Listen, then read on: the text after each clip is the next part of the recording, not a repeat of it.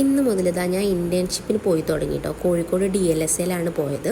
ആരംഭത്തിൽ ആവേശം കൊണ്ടായിരിക്കണം 10 മണിക്ക് എത്താൻ പറഞ്ഞാൽ ഞാൻ 9:30 തന്നെ എത്തി ഗൈസ്. അവിടെ ചെന്നപ്പോൾ ആരുമില്ല. അല്ലെങ്കിലും ആയിരിക്കാമല്ലേ പണിക്കൊക്കെ പോകാൻ ഇത്ര താല്പര്യം. ഞാനിതാ സൈൻ ചെയ്ത് ഉള്ളിൽ കയറി കേട്ടോ. കോടതിയുടെ ഉള്ളിൽ പിന്നെ ക്യാമറ കയറ്റാൻ പറ്റില്ലല്ലോ. ഭക്ഷണമെല്ലാം കഴിച്ച ശേഷം പാലക്കാട്ടിൽ നിന്ന് ഒരു ഇറക്കുമതി വന്നിട്ടുണ്ട്. അവർക്ക് ബീച്ച് കാണണമെന്ന് പറഞ്ഞുകൊണ്ട് നമ്മൾ ഈ നട്ടക്കുന്തിരി വെയിലത്ത് ബീച്ച് കാണിക്കാൻ വേണ്ടി പോവാണ്. ഈ ടാറ്റ കാണിക്കുന്നവളാണ് ഞാൻ പറഞ്ഞ മതി. പാലക്കാട് കടലില്ല.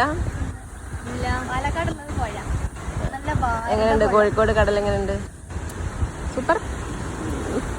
കുറച്ച് നേരം ഇതൊക്കെ നോക്കിയതിന് ശേഷം അവളുടെ കുറച്ച് തള്ളുകളൊക്കെ കേട്ട് നമ്മളിത് ഉപ്പിലിട്ട് കഴിക്കാൻ വേണ്ടി പോവാണ് കേട്ടോ. അവിടെ ചെന്നപ്പോൾ പല വിധം ഉണ്ടായിരുന്നു. ഏതെടുക്കണമെന്ന് ആദ്യം കൺഫ്യൂഷൻ അടിച്ച് പിന്നെ എന്നത്തെയും പോലെ ഞാൻ ഒരു പൈനാപ്പിളൊക്കെ എടുത്ത് കഴിച്ചു.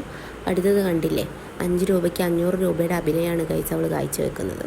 അതിനുശേഷം കോഴിക്കോട്ട് എന്ത് കാണാനുണ്ടെന്ന് ചോദിച്ചപ്പോൾ അവളെ നമ്മൾ ഗുജറാത്തി സ്ട്രീറ്റിലും കൂടി ഒന്ന് കൊണ്ടുപോയിട്ടോ.